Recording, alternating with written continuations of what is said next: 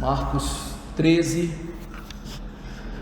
5 ao 8, eu farei a leitura e peço aos irmãos que acompanhem com atenção. Diz assim o nosso Senhor Jesus Cristo: Então Jesus passou a dizer-lhes: Vede que ninguém vos engane. Muitos virão em meu nome dizendo: Sou eu, e enganarão a muitos. Quando, porém, ouvirdes falar de guerras e rumores de guerras, não vos assusteis. É necessário assim acontecer, mas ainda não é o fim. Porque se levantará nação contra nação e reino contra reino. Haverá terremotos em vários lugares e também fomes. Estas coisas são o princípio das dores. Vamos orar? Senhor nosso Deus Todo-Poderoso, nós louvamos o Teu nome pelo dia que o Senhor nos deu na Tua presença e porque hoje atendemos à Santa Convocação e estamos aqui reunidos no intuito de glorificar o Senhor. Mas também, ó Deus, como nós somos pobres e nós somos, ó Deus, desvalidos, precisamos, ó Deus, da Tua graça nesse momento.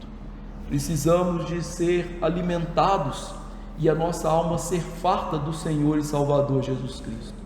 Por isso, ó Deus, eu quero implorar que o Senhor abra o nosso coração para aprender a Tua palavra e que Teu Espírito Santo, ó Deus, abra os nossos olhos para que vejamos a verdade desse texto. Infelizmente, muitos pastores, muitas igrejas têm pregado esse texto de maneira equivocada, tanto, ó Deus, negando as palavras do texto, como o lastro histórico dos reformados, que viram esse texto, o sermão profético de Jesus, cumprindo-se não nos nossos dias, mas nos dias dos apóstolos, e que o Senhor nos ajude a ver isso através do texto, e ajude-nos, ó Deus, a partir do texto, tirar as aplicações devidas aos nossos dias, e assim viver os princípios espirituais desse texto, para louvar o Senhor, glorificar o Senhor, e também para que sejamos como as virgens prudentes, que tinham azeite na botija, o Teu Santo Espírito Santo em profusão, e estavam, ó Deus, apercebidas para a volta do Senhor e Salvador Jesus Cristo, e que acima de todas estas coisas, seja o Teu nome exaltado e glorificado. Nós oramos em nome do Senhor Jesus Cristo. Amém. Queridos irmãos, nós temos visto esse sermão do Senhor Jesus Cristo pela ótica dos reformados e que consideram a visão preterista para poder interpretar esse texto. Ou seja, os reformados, historicamente, eles perceberam que esse texto das Escrituras, que hoje, infelizmente, os evangélicos usam para falar sobre a volta gloriosa de Jesus, a consumação de todas as coisas, ou seja, o último dia, eles entenderam que esse texto não está falando sobre isso. Nós temos visto que o sermão profético é o clímax das tensões que havia entre Jesus e também os líderes judeus. Nós vimos aqui no capítulo 11 e 12, por diversas vezes, Jesus, no meio dos seus enfrentamentos dos líderes judeus, mostrando que os judeus seriam julgados por Deus. E quando nós chegamos no capítulo 13, nós temos que levar esse contexto, então, em alta estima, porque o contexto vai determinar aquilo que o texto está falando. O contexto aqui então é de juízo sobre um povo que nega que Jesus é o Cristo. E então aquilo que Jesus está falando aqui, Ele não está falando para os nossos dias, Ele está falando para os apóstolos. E alguns indicadores no texto nos dão essa clareza. No capítulo 13, verso 2, Jesus disse que o templo ia ser destruído. Os apóstolos olham e falam assim: Senhor, que pedras, que construções! E aí Jesus diz: não ficará pedra sobre pedra que não seja derribada. Então Jesus está falando o quê? O templo vai ser destruído. Logo em seguida, os apóstolos perguntam, verso 4: quando sucederão estas coisas? Que sinal haverá que elas estão para se cumprir? Ou seja, os apóstolos estão perguntando sobre quê? Sobre a volta de Jesus? Não, sobre a destruição do templo e de Jerusalém. E Jesus vai falar os sinais do que então?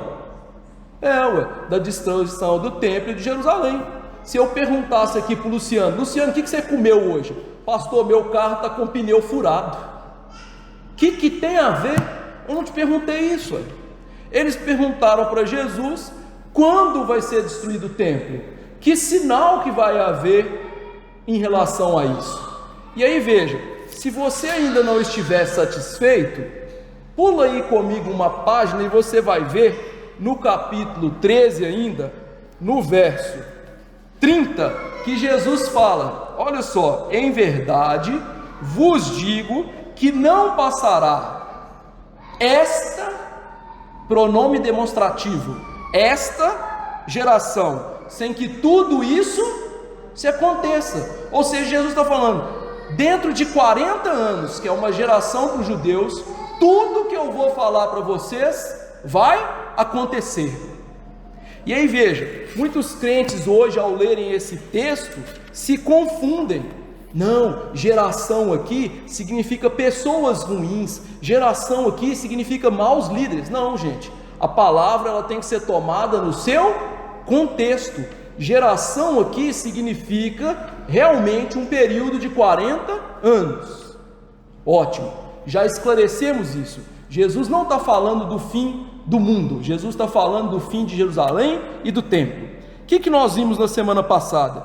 Que Jesus mostra para eles que aquele templo seria destruído por causa do pecado do povo, porque aquele templo não tinha nenhuma piedade, e que Jesus não tinha um pingo de remorso de falar que o templo ia ser destruído, porque Jesus não se apega a construções. Jesus estava construindo um novo templo, a sua igreja.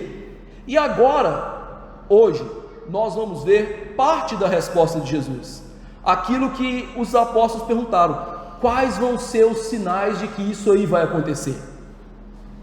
Então, esse texto, do verso 5 ao 8, Jesus aqui anuncia os sinais do fim do templo de Jerusalém.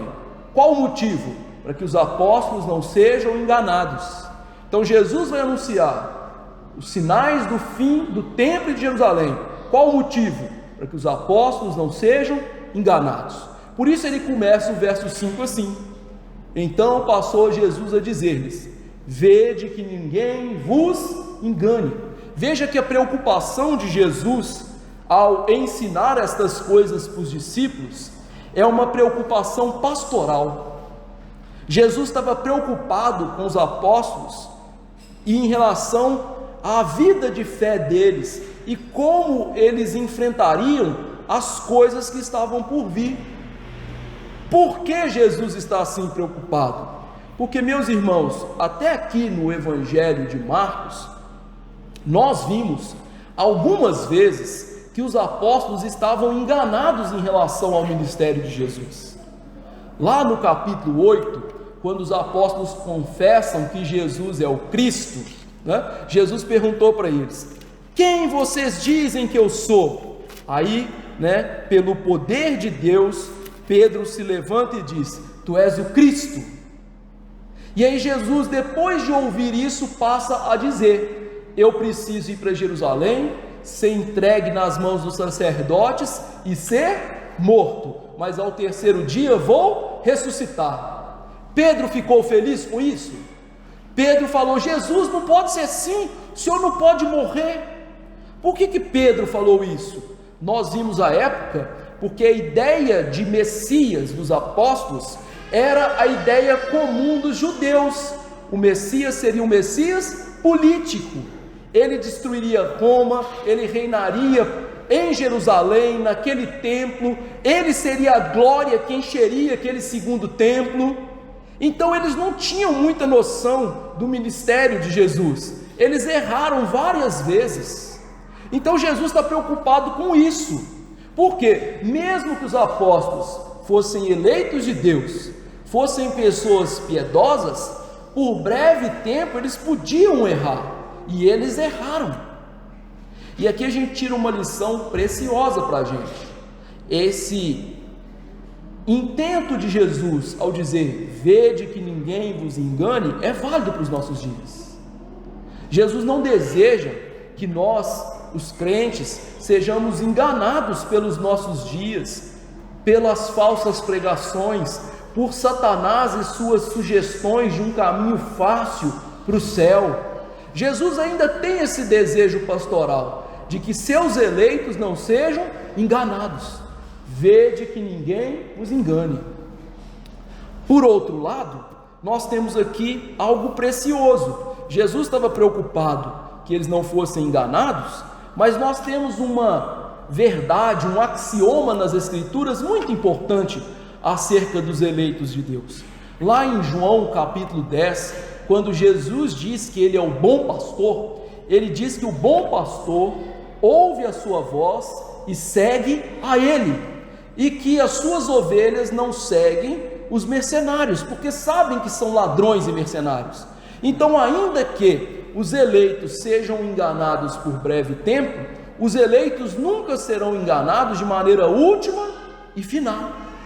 Eles podem, em algum momento da sua vida, por dureza do seu coração, por seu pecado, se sujeitar a uma mensagem ruim, uma falsa mensagem, uma falsa igreja, um falso ministério. Mas se são eleitos de Deus, eles vão ouvir a voz de Jesus e vão deixar estas coisas. Queridos irmãos, as igrejas reformadas hoje estão crescendo, e boa parte do crescimento das igrejas reformadas é através de crentes que eram pentecostais e neopentecostais, e que Deus nos iluminou para perceberem os erros e deixarem aquela falsa teologia, aquelas falsas igrejas. É assim, eleitos vão conhecer a verdade, eleitos vão dar valor à verdade, e eles não serão enganados para sempre. E veja então que isso acontece, como nós vamos ver aqui no contexto, num cenário caótico. Jesus está aqui preocupado com eles e conosco, porque o cenário depois da queda humana é um cenário caótico do mundo. Nós vivemos nos escombros. Esse mundo não é o paraíso idílico que Jesus criou, que Deus criou por meio do Logos, o seu Filho, a palavra encarnada. É um mundo em confusão, é um mundo em pecado. Então Deus está preocupado com o engano nesse mundo de pecado, porque um mundo de pecado engana corações pecadores. Como que o mundo tenta nos seduzir? Com falsas mensagens, com o pecado. Pecado, infelizmente, ainda seduz os crentes, seduz pessoas que são salvas. Hoje pela manhã, na nossa escola dominical, nós vimos homens que foram seduzidos pelo pecado, mas que por causa da bondade, da graça de Deus, porque eram eleitos, Deus os preservou na sua santa providência.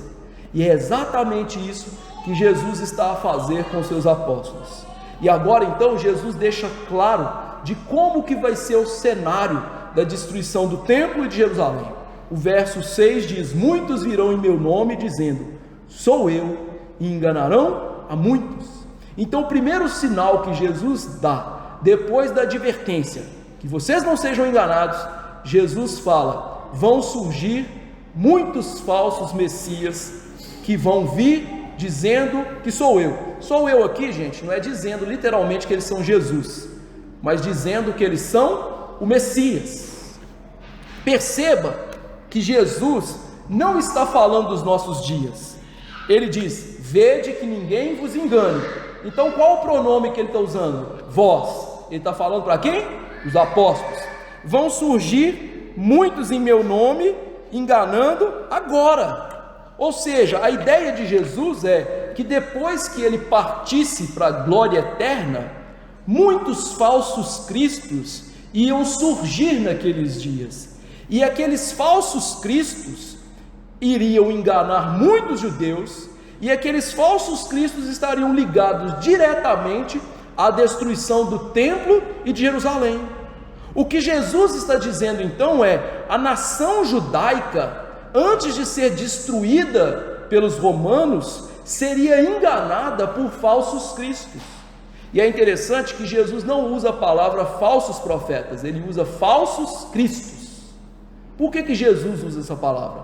A palavra aqui no grego, Christos, é a mesma palavra do hebraico Mashiach, que significa ungido. Essa palavra ela é usada nas escrituras para os profetas, sumo sacerdote e reis, homens que apontavam para o verdadeiro Messias, tipologicamente. Então aqueles homens do Antigo Testamento, eles apontavam tipologicamente para aquele que viria, o Messias, o Cristo, o ungido do Senhor, o verdadeiro do Senhor. Então Jesus usa essa palavra para mostrar o que? Aqueles líderes falsos que viriam, eles não apenas viriam dizendo que eram pessoas heróicas, bravas, elas afirmariam com todas as letras que elas eram os salvadores que eles tanto esperavam. Homens que se levantariam dizendo que eu sou inspirado, Deus fala por mim, eu estou dizendo, Deus me chamou aqui para levantar e liderar essa nação contra Roma. E veja só como que isso é algo assim que encaixa diretamente no contexto. Que tipo de Messias os judeus esperavam? Esse tipo de Messias, homens que se sublevariam, homens que seriam líderes políticos contra Roma. Então veja, aqui está casado tanta maldade desses homens com o pecado do coração da nação judaica, que acabara de rejeitar a Cristo. Então Deus lhes daria o quê? A punição que eles mereciam. Mas ao falar isso, Jesus está querendo preservar os apóstolos.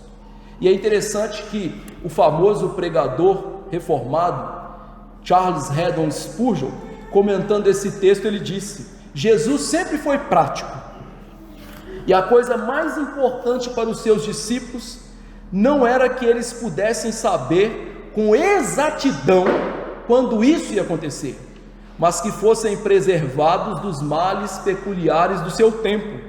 Eles precisavam tomar cuidado para que nenhum deles fossem enredados por falsos messias, que os desviariam, como perverteram muitos outros da nação judaica.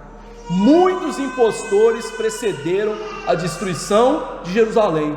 Spurgeon está dizendo literalmente, interpretando corretamente esse texto, os falsos cristos eram uma grande preocupação do Senhor Jesus, para que eles não enganassem os apóstolos, como iam enganar os judeus.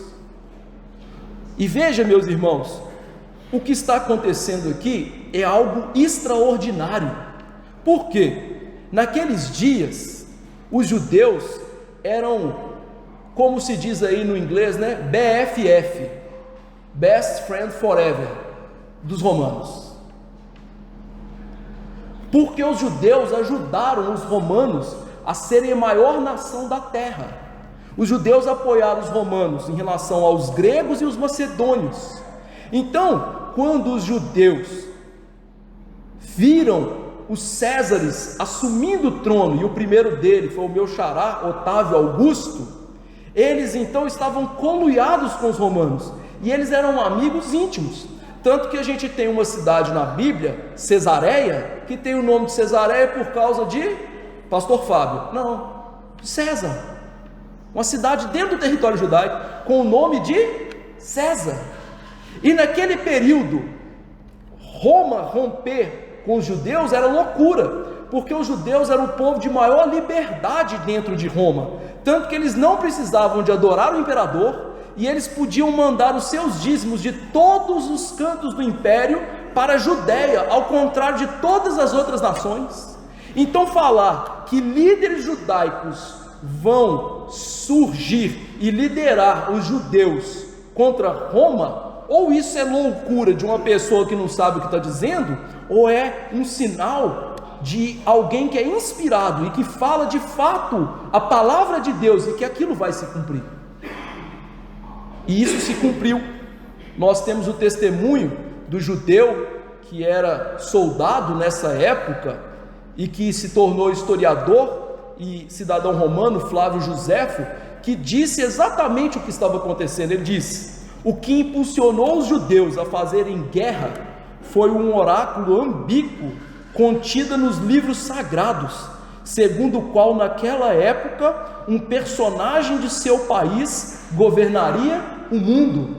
O historiador judeu Flávio Joséfo faz referência a Daniel 7, 13 e 14. Naquele capítulo da Escritura, nós temos uma figura chamada Filho do Homem, que é o título que Jesus mais usa para si, que apresenta-se diante do ancião de dias, Deus o Pai, e ele recebe governo para governar céus e terra. Mas aquele governo seria depois da queda de 4 grandes impérios: Babilônia, Pérsia, Macedônia e Roma. E os judeus tinham razão, aquilo aconteceria naqueles dias. Só que tem um grande problema: eles viram aquilo acontecer e não viram o que aconteceu com Jesus. O grande imperador que veio ao mundo para governar céus e terra era Jesus. E que eles fizeram então? Negaram. E é interessante que a Bíblia nos dá testemunho desses falsos cristos, como nós lemos em Atos 5, 34 a 37, quando os apóstolos foram levados para o Sinédrio para serem mortos. O mestre de Paulo, Gamaliel, se levantou e disse, falando sobre os falsos cristos daqueles dias, ele disse: Teudas, insinuando ser alguma coisa, insinuando ser o Messias, alguma coisa. A ele se agregaram 400 homens, mas ele foi morto, e todos que prestavam obediência. Depois desse levantou-se Judas, e levou muitos consigo. Também este pereceu, e todos quanto lhe obedeciam foram dispersos. Então o primeiro sinal que Jesus diz da destruição do templo de Jerusalém é falsos messias, e a Bíblia registra nome de 2 deles para nós, e o historiador judeu mostra, aquilo aconteceu com precisão. Jesus não está falando dos nossos dias, Jesus não está falando hoje de pessoas que vão aparecer e falar que são Jesus Cristo, igual o Henrique Cristo, né? Conhece aquela figura decadente? Meu amigo, se você e eu acreditarmos que aquele homem é Jesus, a gente precisa ser internado no psiquiatra. Vai lá no psiquiatra, vai ser internado. O que Jesus está dizendo é de pessoas que haviam de dizer: sou o Salvador, vou salvar os judeus. Isso aconteceu, isso levou à destruição. Mas que tipo de lição nós podemos tirar dessa parte do texto? Primeira delas: quando negamos o verdadeiro Cristo, nós vamos substituí-lo por um falso. Querido irmão, eu e você, seres humanos pecadores, junto com essa massa de pecadores que são iguais a nós estamos desesperados por um Salvador. O ser humano sem Cristo é desesperado. O ser humano sem Cristo tem paz. O ser humano sem Cristo se sente completo, pleno? Não. Então o ser humano, ele quer um Salvador, a sua alma anseia por um Salvador, não que seja isso conscientemente, mas inconscientemente, por causa da consciência e da lei moral que foi impressa no nosso coração. A questão é, o único Salvador que preenche esses requisitos é Cristo. Quando nós não somos encontrados e então remidos por Ele, nós vamos encontrar alguma coisa que vamos colocar e preencher o lugar de Jesus, ainda que não preencha adequadamente. E isso pode ser qualquer coisa, pode ser o dinheiro. Na visão de muitas pessoas, o dinheiro é o salvador delas. Isso pode ser fama, poder. Quantas pessoas estão interessadas em poder? E pode ser até um pastor, uma família, coisas que nós colocamos que fossem a nossa tábua de salvação. E aí Jesus quer que os apóstolos entendam essa verdade. Isso não pode acontecer no coração de vocês. Vocês precisam do Cristo verdadeiro. Nós precisamos do Cristo verdadeiro, o único que pode nos salvar. Não há outro no céu e na terra que pode nos salvar do nosso real problema, que é o pecado, que é a mazela diante de Deus, a não ser Jesus. Portanto, que Cristo nos encontre, para que nós não encontremos falsos cristos. É mistério, é necessário que confiemos só em Jesus. Segunda lição que nós tiramos aqui: o reino de Cristo não é um reino político, o reino de Cristo é um reino espiritual. Jesus, meus irmãos, ensinou aos seus discípulos, quando na última semana da sua vida, certos homens de origem grega perguntaram a ele, junto com os demais, quando eles viriam um reino manifestar-se. Jesus, por meio dos apóstolos, e especialmente por Filipe, que tinha um nome greco-romano, Jesus mandou dizer: o reino está dentro de vós. Ou seja, apontando para a real natureza do reino. Quando Jesus esteve diante de Pôncio Pilatos e ele perguntou se ele era rei, Jesus afirmou: o meu reino não é desse mundo, porque se fosse desse mundo, os meus ministros, ou seja, os anjos, se empenhariam a meu favor. Então, Jesus apontou para nós, com todas as letras que estão aqui grafadas de maneira garrafal nas Escrituras, que o reino dele não é um reino político, é um reino espiritual, sem fronteiras, um reino que alcança pessoas não por armas, por violência, mas pela pregação. Por isso que Jesus, ao ressuscitar e aparecer aos apóstolos, ele disse: todo o poder me foi dado nos céus e na terra. Portanto, ide e fazei discípulos de todas as nações, batizando-as.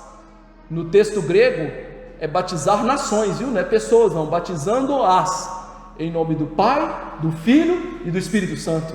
Um reino espiritual, um reino que ia de encontro à necessidade de salvação, mas que era contrária à necessidade pecaminosa de um visível reino de judeus sobre essa terra.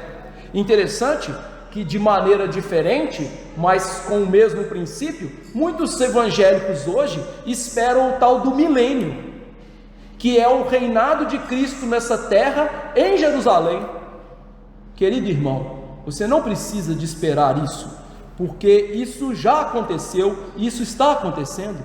O apóstolo Paulo, em 1 Coríntios 15, 25, ele diz: porque convém que ele reine, não que ele reinará, convém que ele reine, tempo presente, até que haja posto todos os inimigos debaixo dos seus pés. Ah, pastor, Jesus vai vir e vai reinar 1000 anos. Querido, você está lendo Apocalipse 20. Apocalipse 20 está dentro da literatura apocalíptica, em que as coisas são simbólicas. Satanás é uma serpente? Não, ele é um espírito. Ele pode ser preso com cadeias? Não, é simbólico. 1000 anos são simbólicos, para ensinar o que? Esse período em que Jesus trouxe o seu reino espiritual e ele já reina, e que ele está vencendo os seus inimigos, como a gente vê lá no capítulo 6, ele saiu vencendo e para vencer. Olha só, faz muito mais sentido, não é? E Jesus estava mostrando isso para eles, um reino espiritual, um reino de um Messias que governa céus e terra pela sua palavra, mas um reino que está dentro de nós e que pode ser visto aonde? Na igreja, no verdadeiro templo do Senhor e Salvador Jesus Cristo. Segundo sinal, versos 7 e 8a: quando porém ouvides falar de guerras e rumores de guerras, não vos assusteis, é necessário assim acontecer, mas ainda não é o fim, porque se levantará nação contra nação e reino contra reino. Então, o segundo sinal apresentado por Jesus é: haverá rumores de guerras e guerras. Queridos irmãos, a interpretação que os evangélicos dos nossos dias dão para esse tipo de palavra de Jesus é de entristecer, porque mostra uma infantilidade muito grande em interpretar a Bíblia. Veja, Jesus está falando, quando ouvirdes, qual é o pronome pessoal que ele usa? Vós. Não vos assusteis. Quem que ele está falando? Vós. Vós quem? Apóstolos. Ou seja, quem veria aquelas coisas? Os apóstolos. Por isso hoje, quando a Ucrânia entra em guerra, as pessoas dizem, está vendo? Jesus está voltando, Jesus falou que ia ter guerra. Aí vem a China, nossa, a China é um poder danado, se ela entrar em guerra com o mundo, vai acabar, Jesus vai voltar. Meu irmão, Jesus está falando de guerras e rumores de guerra dos seus dias. Ele está falando aí, vós, ele está falando para quem? Para os apóstolos. Eu vou dar um exemplo. Imagine que eu falo com a Cláudia, Cláudia, meu carro está muito sujo, dá uma lavada nele para mim. Eu estou falando para a Cláudia. Tem o motivo da Yasmin levantar e ir lá lavar o carro? Não, eu estou falando para quem? Para ela. Isso é português, isso não é nem grego. As pessoas não estão sabendo nem o português mais. Vós vão ouvir, vocês vão saber.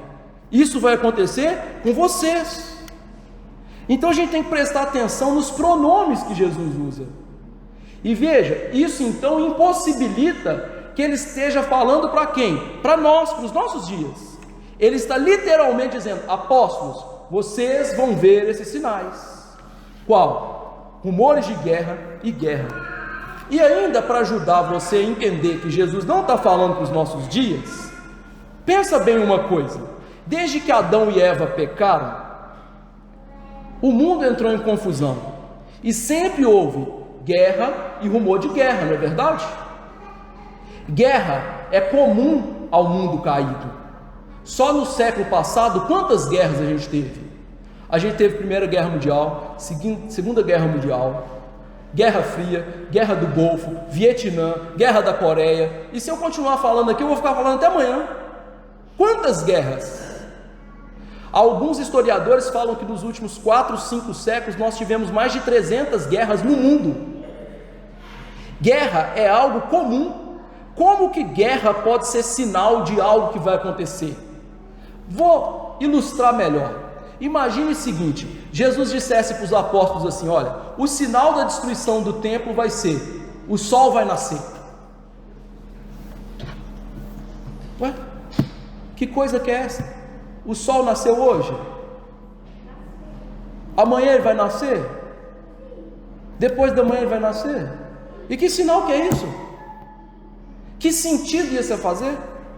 O sol nasce todos os dias, isso é coisa comum. O que acontece todos os dias não pode ser algo comum, a não ser que algo extraordinário esteja acontecendo ali, a não ser que aquilo no contexto seja extraordinário.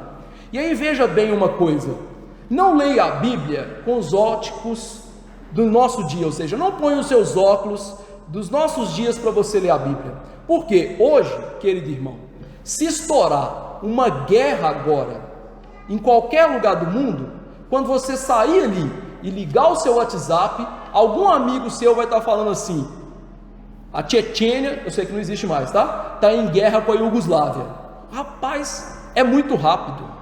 Nós ficamos sabendo de coisas que acontecem quase que instantaneamente, é quase se a gente estivesse lá vendo aquelas coisas. Se acontecer um terremoto agora, todo mundo vai saber em questão de minutos. Portanto, estas coisas, elas só podem ser extraordinárias no contexto dos apóstolos, porque naquela época a informação não tinha a velocidade que tem hoje. Por isso que o pastor presbiteriano que segue essa linha de interpretação, R.C. Sproul, disse: Jesus estava falando a um grupo pequeno de pessoas que viviam em uma região do tamanho do estado norte-americano de Maryland, para nós, Sergipe. Era relevante dizer-lhes naquela época que elas poderiam esperar uma infestação de falsos cristos, uma quantidade incomum de guerras e rumores de guerras, e numerosos casos de fome, pestilência e terremotos. Naquele tempo, com a incapacidade de receber notícias de coisas longínquas, seria muito significativo observar todos esses acontecimentos numa cadeia lógica e momentânea de eventos. O que ele quer dizer é o seguinte: naquela época, na Palestina, se acontecesse uma guerra a algumas centenas de quilômetros, muito provavelmente só quando aquela guerra acabasse que eles iam ficar sabendo. Por quê? Demorava meses para ir para os lugares. Lembre-se, quanto tempo Paulo demorou para sair da prisão dele de Cesareia até Roma? Mais de ano viajando. Então, no contexto, seria surpreendente ouvir numa mesma cadeia falsos cristos, guerra, terremotos, fome, um atrás do outro. Em segundo lugar, aquilo seria extraordinário porque já havia, meus irmãos, um bom tempo que Roma tinha pacificado o mundo. Desde a década de 30, antes do nascimento do nosso Senhor Jesus Cristo, o Império Romano, por meio de César e o seu substituto, o primeiro César legítimo, Otávio César Augusto, a paz foi estabelecida no mundo conhecido. O Império Romano pacificou suas fronteiras, não havia guerra. Naquele período, o mundo conhecido estava em paz. E aí veja que coisa interessante: por que o mundo conhecido naquela época estava em paz? Você consegue me responder? Não, por causa de Jesus. Porque Isaías disse que o título de Jesus é Príncipe da Paz. Enquanto Jesus esteve no mundo, o Príncipe da Paz esteve no mundo, o mundo conhecido gozou de paz, que os nossos historiadores chamam de Pax Romana. Deus honrou seu Filho com uma auréola de graça da paz reinar no mundo naquela época, para que todos pudessem saber: o príncipe da paz chegou. Mas foi logo que Jesus deixou o mundo, 10 anos depois, quando reinava Cláudio César, a paz acabou, os rumores de guerra apareceram. O historiador romano disse o seguinte: no ano 43, a Britânia foi invadida no reinado de Cláudio, e aquela conquista foi muito lenta e cuidadosamente se deu durante todo o restante do primeiro século. Depois, nos anos 58 a 63, aconteceu a Guerra Romano-Parta, que foi uma guerra travada entre as forças do Império Romano e o Império Parta, para o controle do reino da Armênia. Veja, o historiador romano disse isso, considerando que o Império tinha vários anos de paz. Em pouco tempo, nós tivemos 2 guerras, e no ano 66, nós teríamos mais uma guerra, a guerra contra os judeus. Então, num período curto, os romanos presenciaram 3 guerras, e isso gerou tanta instabilidade política, que no único ano nós tivemos 3 Césares reinando. 3. O homem mais poderoso da terra caiu 1, 2, 3, até que Vespasiano, que foi aquele que destruiu Roma por meio do seu filho Tito Lívio, veio reinar. Eles estavam ouvindo tudo isso. Tudo isso precisava acontecer para quê? Para o juízo de Deus chegar a Jerusalém. Ou seja, Deus gerou confusão no mundo em paz, guerra no mundo em paz, para que a guerra voltasse para os judeus. O reverendo Gustavo Henrique, pastor titular da nossa igreja, ao falar desse texto, ele diz o seguinte: quando Jesus diz que é necessário que tudo isso aconteça, mas ainda não é o fim, o sentido é que quando eles ouvissem falar das guerras dos romanos, de que a paz romana estava sendo abalada, que a guerra dos britânicos na Inglaterra, que a guerra da Ásia contra os albaneses, que o Império Romano estava em polvoroso, que os Césares não tinham mais estabilidade. Olha, presta atenção. Quando eles começassem a ouvir estes rumores, eles poderiam saber: o próximo povo que Roma levantaria suas armas eram os judeus. E de fato, 3 anos depois da guerra romano-parta, em 66, Roma começa a guerra com os judeus, guerra que durou 300 anos, e que no dia da grande tribulação, como a gente vai ver, 1 milhão de judeus foram mortos. Os judeus foram espalhados pela terra e só voltaram para sua terra depois da Segunda Guerra Mundial. E mais, sabe de uma coisa? O nome daquela terra foi mudado. Como que a gente chama aquela porção de terra que os judeus moram? Palestina. Sabe o que significa Palestina? Terra dos filisteus. Quem que eram os filisteus na Bíblia? Inimigos dos judeus. Roma ficou com tanta raiva dos judeus, tanta raiva, que eles mudaram a terra dos nomes imemoriais, que era a terra de Canaã, a terra de Abraão, Isaque e Jacó, para a terra dos filisteus, por causa do pecado do povo de Deus. Que coisa terrível, né? É isso que Jesus está falando. E veja, para você entender um pouquinho o que é isso, Roma, no começo do Império, Roma guerreou com algumas nações que Roma odiava. Uma delas, Roma, depois de derrotar a nação de Aníbal, ficou 40 anos para destruir aquela nação. 40 anos com uma unidade de exército lá só para destruir aquela nação e tirar ela do mapa. Agora imagina 300 anos perseguindo judeus e matando judeus. Que coisa, né? E é isso que Jesus está falando. E aí então temos o segundo sinal: guerras e rumores de guerras. O verso 8b: haverá terremotos em vários lugares e também fomes. Estas coisas são o princípio das dores. O terceiro final são essas pestilências em conjunto: terremotos e fomes. Sobre a fome, nós temos um registro bíblico sobre isso. Em Atos 11, verso 27 a 28, diz assim: naqueles dias desceram alguns profetas de Jerusalém para Antioquia, e apresentando-se um deles, chamado Ágapo, dava a entender pelo Espírito Santo que estava para vir grande fome por todo o mundo, o qual sobreveio nos dias de Cláudio. Ou seja, 10 anos depois, o mundo inteiro começou a passar fome.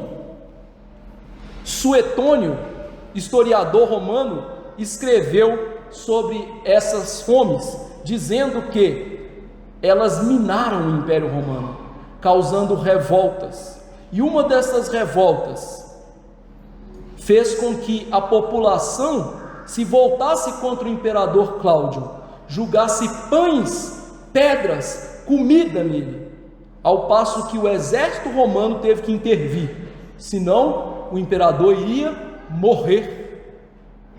A multidão enfurecida, notou que aquela fome era algo peculiar. O historiador judeu Flávio Joséfo disse que rainha Helena, nome da minha filha, que era uma rainha romana lá em Antioquia, ela sustentou os pobres na Judéia.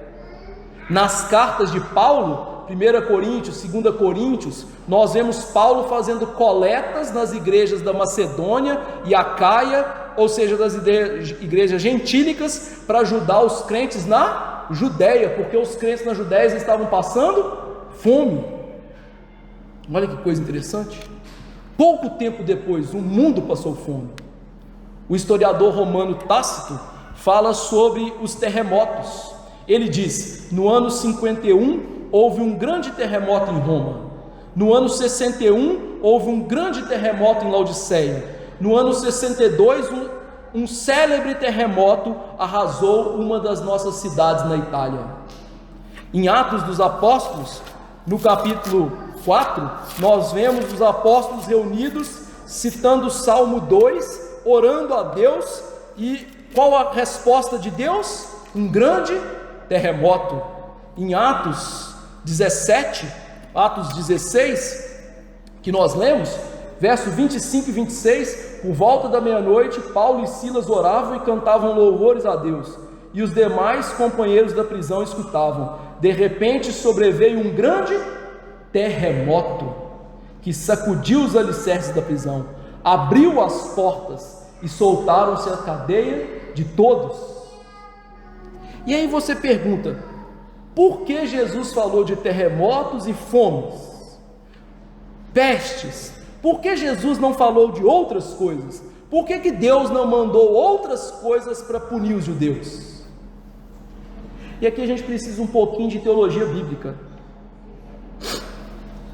O povo judeu era o povo da antiga aliança, e Deus havia dado em Levítico 26 e Deuteronômio 28 as maldições da aliança.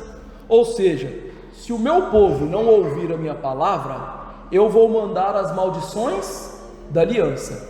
É interessante que naqueles dois textos, mesmo que escritos separadamente, estas maldições elas estão crescendo, ou seja, elas estão indo da menor para o maior. E a maior calamidade que é registrada em Deuteronômio 28 é que Deus abandonaria o seu povo. Deus tiraria do meio do seu povo a sua santa habitação. Pergunta de vestibular: o que simbolizava a habitação de Deus no meio do povo naqueles dias? O templo. O que Deus ia destruir? O templo.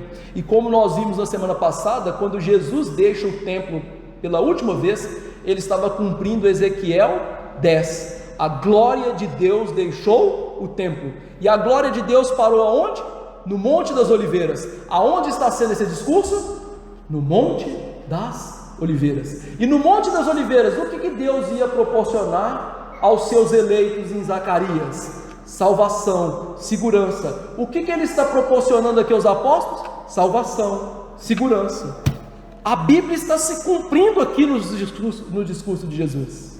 Jesus está citando o Antigo Testamento, mostrando que aquelas mazelas prometidas ao povo da antiga aliança, por eles rejeitarem a palavra, rejeitarem a Deus, seriam trazidas nos dias dos apóstolos. E que a maior coisa é que aquele povo estaria em ciúmes, porque o Cristo foi dado a um povo que produziria o seu respectivo fruto espiritual, como a gente já viu. Deus havia prometido: se o meu povo não ouvir minha palavra, se o meu povo não ouvir o meu profeta, lá de Deuteronômio 18, eu vou destruir esse povo. Por isso que Lucas registra isso de uma maneira interessante.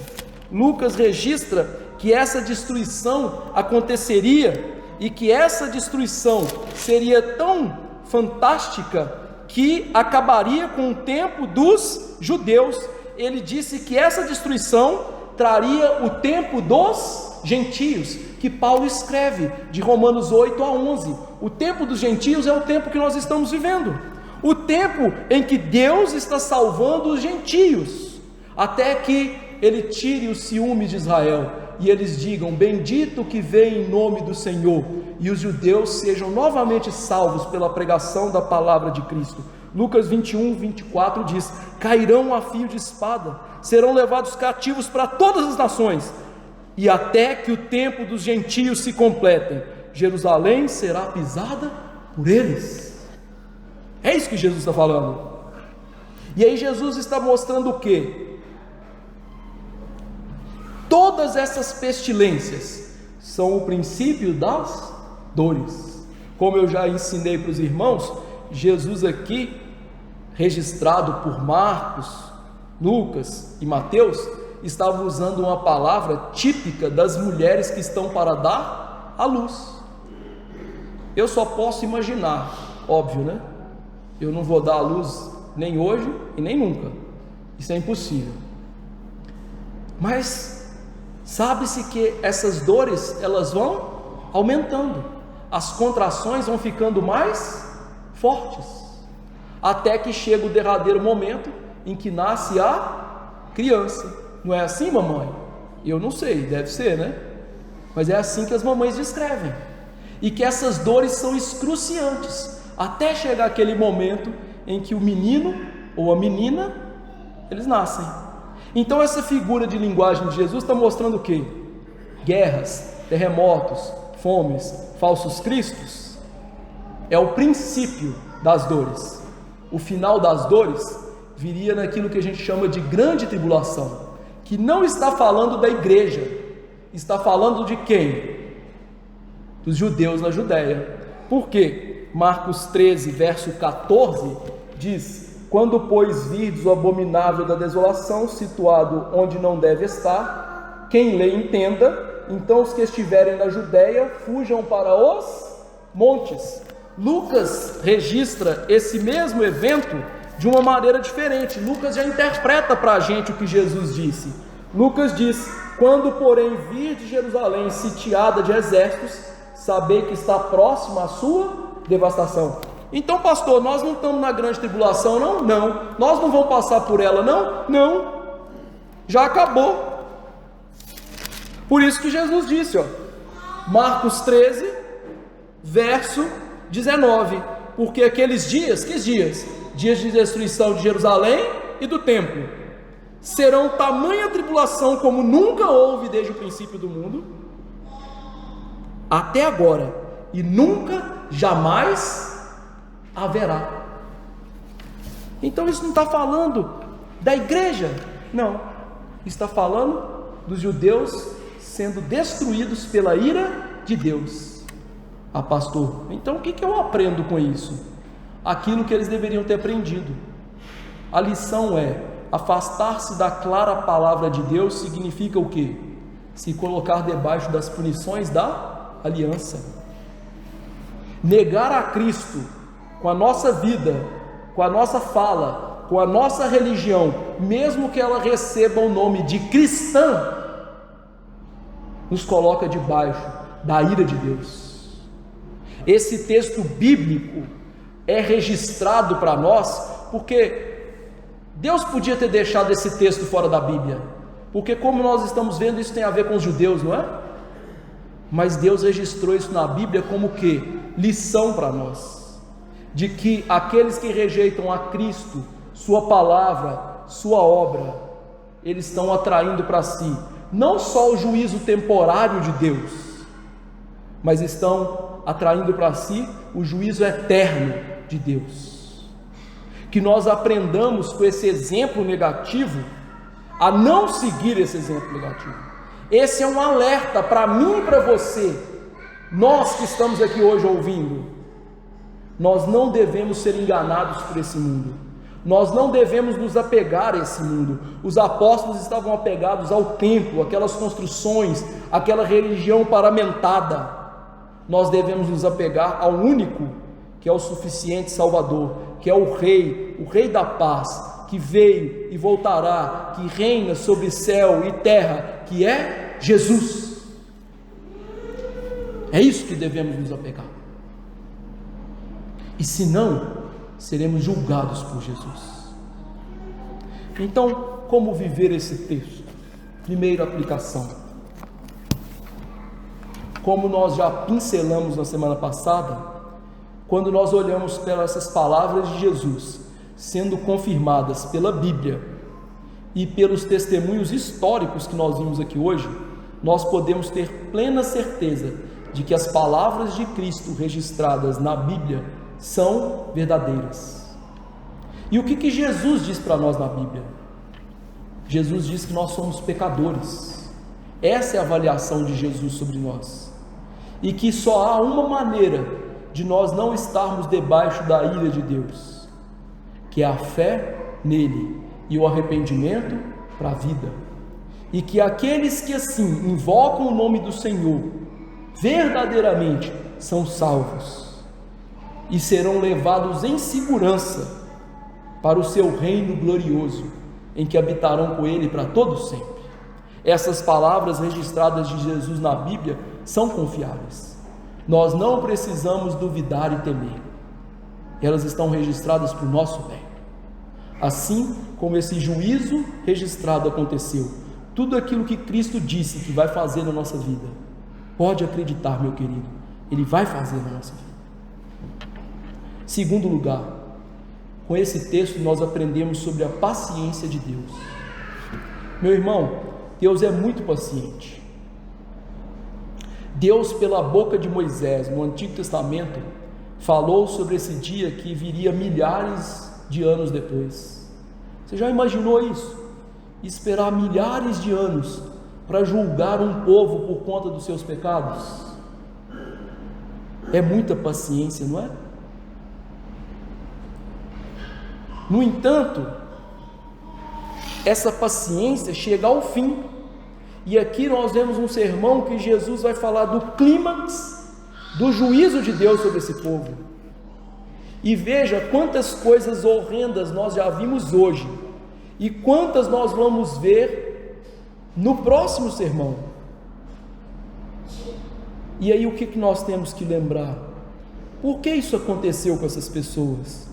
Porque elas mataram Cristo, elas negaram o Senhor Jesus Cristo, elas derramaram o sangue dos apóstolos, elas perseguiram a igreja cristã no seu início, e Deus então, de maneira paradigmática, colocou esse juízo aqui para mostrar uma coisa: juízo demorado não é ausência de juízo.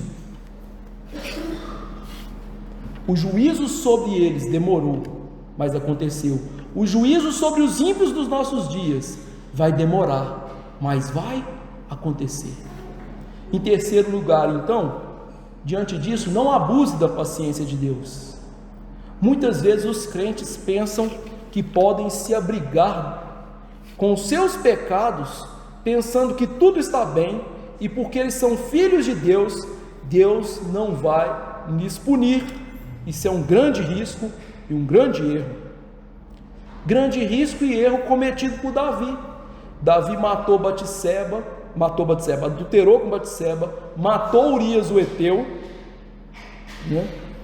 E ficou escondido por mais de 9 meses, até que Deus veio com o juízo. Para ele estava tudo tranquilo, mas Deus não pode negar juízos temporários na nossa vida, com pecados que nós acobertamos nos nossos corações, nutrindo esses pecados. Se você e eu abusarmos da paciência de Deus, Ele vai mandar juízos temporários em nossa vida. E o pior ainda está por vir. Se nós não somos julgados aqui com os filhos de Deus, porque Deus diz lá em Hebreus que todo filho que Ele ama e recebe, Ele açoita, o que está reservado para nós é o juízo eterno. E um dia perante o tribunal de Cristo não haverá desculpas. Ninguém vai falar: Senhor, eu não sabia, eu não achei que fosse tão sério assim. Sabe como é que é? Eu achei que aquele cara lá que estava pregando essas coisas, ele era meio doido. Eu sou doido, mas o que está aqui está na Bíblia, né? Não vai ter desculpa esfarrapada. Quarta aplicação: Jesus disse aos apóstolos: tomem cuidado com os falsos cristos, porque, como eu já disse, ao negar o verdadeiro Cristo, nós abraçamos falsos salvadores. Ainda que o contexto nosso seja diferente do contexto deles, nós ainda podemos abraçar falsos cristos nos nossos dias. Não pessoas que vão levantar e falar assim: vou salvar Israel, vou salvar Curvelo, não, pessoas, coisas que tomem o lugar de Cristo no nosso coração. Querido irmão, Jesus não aceita segundo lugar. Jesus não tem esse discursinho bonito nos nossos dias. O importante é competir. Desculpa esfarrapada, senhor. Você treina para ganhar, o importante é ganhar. Jesus não tem esse discursinho esfarrapado. Jesus só quer o primeiro lugar do nosso coração. Ele não aceita o segundo. A pergunta é: quais falsos cristos estão aí no seu coração roubando o lugar de Jesus? O que tem aí antes de Jesus no seu coração? O que é mais importante para você do que Jesus Cristo? É só você ver o que mais você dedica tempo na sua vida, e você vai ver que não é para Jesus. Quinta aplicação: como nós vimos no texto, os eleitos podem ser enganados por breve tempo. Isso é uma grande verdade da Escritura, uma verdade que deve nos deixar em alerta. Muitos crentes, por serem imaturos, e quando eu digo imaturo, não quer dizer que tem pouco tempo na igreja. Tem gente que tem 20, 30 anos de igreja e não sabe muito de Bíblia, porque acha que não precisa de ler, de estudar. E então, como um crente imaturo, vai ser julgado para um lado e para o outro pelos ventos de doutrina. E Jesus disse para nós: vede que ninguém vos engane. Então, qual é a arma contra isso? O conhecimento bíblico profundo. Bons sermões, bons estudos, bons livros, participação nas coisas da igreja, para a gente aprender e não ficar como menino. Agora, graças a Deus, porque os eleitos não ficarão enganados para sempre. O Senhor Jesus dá para nós um coração ensinável, um coração que ama a palavra de Deus, e que a regra de fé e prática é a palavra, e no tempo certo Deus nos faz voltar para lá. Como disse Isaías 8:20, a lei e ao testemunho, se não disserem assim, jamais verão a alva. O crente vê a alva, porque ele diz a lei e ao testemunho, a palavra. Vamos à palavra. Sexta aplicação: eu conclamo você a não ser mais enganado por esses falsos sinais da volta de Jesus que as pessoas têm dito nos nossos dias.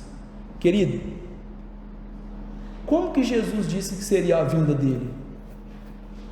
Jesus literalmente disse que vai ser como um ladrão. O ladrão, para roubar sua casa, ele liga e fala assim: fulano, tô indo aí, viu? Se arma até os dentes, solta o pitbull. Ele dá sinal? Não, ele entra sem você perceber. Paulo disse isso também em Tessalonicenses, que Jesus viria como um ladrão. Jesus também disse, através de uma parábola, que a vinda dele, a parábola das virgens, né? As virgens estavam dormindo. Jesus também disse, né, que a vinda dele seria semelhante aos dias de Noé. Noé estava construindo a arca e o povo estava fazendo o quê? Comendo, dançando, vivendo a vida comum. Num belo momento, caiu o dilúvio. É assim que lê? Tem coisa mais simples do que isso, não? Então, diante disso, o que fazer? Se preparar para a volta de Cristo. Como? Com a vida piedosa. Jesus nos ensina a preparar, como virgens prudentes, encher nossa botija de azeite, ou seja, ter uma vida cheia do Espírito Santo e da vida do Espírito Santo, porque ele vai voltar como ladrão. Sétima aplicação: esses eventos, eles são paradigmáticos, ou seja, a destruição do templo e de Jerusalém, essas duas coisas são um pequeno dia do Senhor, uma pequena demonstração da ira de Deus, pequena. Quando a gente vê semana que vem que Jesus vai mostrar eventos terríveis, e ele vai dizer, né, coitado das grávidas, mulheres grávidas naqueles dias tiveram seus filhos arrancados de dentro delas, velhos foram arrastados pelo chão até morrer. Jesus disse que isso é o quê? Uma pequena demonstração da ira de Deus. Pequena. Imagina o que é a ira de Deus. Você quer imaginar o que é a ira de Deus? Olha para a cruz. Na cruz nós temos a manifestação da ira de Deus, quando nosso Senhor foi para lá e recebeu o inferno no nosso lugar, sofreu no nosso lugar, terremotos, peste, fome, tudo é pequeno diante da ira de Deus que Jesus sofreu na cruz. E a questão é, se você não crê nesse Cristo que eu estou falando, a ira que deveria ter caído sobre ele lá, que é sua, vai cair sobre você na eternidade. Por isso, em último lugar, você quer receber essa ira de Deus? Não, né? Então o que você precisa fazer? Confie unicamente em Jesus como seu Salvador. Confie plenamente que Jesus é capaz de te livrar dessa ira, que você e eu merecemos. Mas também se arrependa dos seus pecados, ou seja, confesse, deixe, receba a misericórdia de Cristo e volte-se para Ele numa nova obediência, de coração, não uma obediência externa, mas uma obediência que começa no coração e externaliza-se numa verdadeira religião. E se isso aconteceu com você e aconteceu comigo, nós somos um grande milagre de Jesus, o milagre da salvação. Não há nada maior nesse mundo que a salvação que Cristo opera em nós. E que Deus nos ajude a não estar debaixo dessa ira na volta derradeira do Senhor Jesus Cristo. Vamos nos colocar de pé, meus irmãos, e suplicar a graça de Deus sobre as nossas vidas. Senhor Deus, nosso Pai, Senhor, que o Senhor tenha misericórdia de nós. Se o Senhor Jesus Cristo precisou avisar aos apóstolos que eles poderiam ser enganados, nós, homens e mulheres muito mais fracos do que eles, podemos ser enganados. Por isso eu lhe imploro, não permita, Senhor, que o nosso coração nos engane. Não permita que esses falsos cristos, ídolos do nosso coração, tomem o lugar de Jesus nas nossas vidas, mas que Cristo reine soberano no nosso coração, que Ele seja tudo no nosso coração, Senhor. Eu imploro que esse pequeno dia do Senhor, visto aqui, nos leve a temer e tremer diante da Tua santidade, porque essa punição do pecado mostra o quão santo Tu és, e o quanto o Senhor não pode negociar com o pecado. E assim, ó Deus, ao invés de olhar para isso e deitar em berço esplêndido, como preguiçosos espirituais, que nós, pelo Teu Santo Espírito, sejamos animados a uma nova disposição, a arrepender dos nossos pecados e nos voltar para o Senhor com uma obediência santa. O Senhor Jesus disse lá no Antigo Testamento, prometendo a nova aliança, que o Senhor nos daria um novo coração para cumprir os mandamentos e estatutos do Senhor, como está em Ezequiel 11, 20 e 21. Que o Senhor nos dê esse coração e que nós amemos a obedecer a Jesus e que nós amemos Cristo de todo o nosso coração, de toda a nossa força, de toda a nossa alma, de todo o nosso entendimento, Senhor. E também amemos o próximo como a nós mesmos. E como nós vamos falhar em fazer isso de maneira perfeita, que o sangue de Jesus, que cobre todo o pecado, nos perdoe e nos ajude a viver uma vida buscando esse alvo, sabendo que ele só chegará na nossa morte ou na volta do Senhor Jesus Cristo, que acontecer primeiro, mas que essa seja a nossa esperança. E Deus tenha misericórdia da igreja visível dos nossos dias, que está debaixo da maldição da aliança, com falsos pastores, falsas pregações, falso ensino, falso culto, falsa prática. Tenha misericórdia, assim como o Senhor teve de nós. Nós não somos melhores, nós somos tão ruins ou até mais ruins do que eles, mas tenha misericórdia da tua igreja, para que ela não receba essa punição temporária da aliança, e para que muitos ali não recebam o juízo eterno que vem de Cristo ou vindo dele. Apartai-vos de mim, malditos, não vos conheço. Aqueles que chegaram diante de Jesus disseram ao Pai que expulsaram demônios, que fizeram milagres. Misericórdia. Ou seja, se diziam crentes, mas na verdade não amavam e não viviam para Jesus nos seus corações. Tenha misericórdia da tua igreja, em nome de Jesus, amém.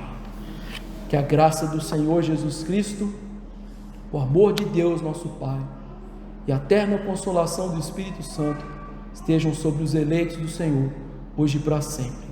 Amém.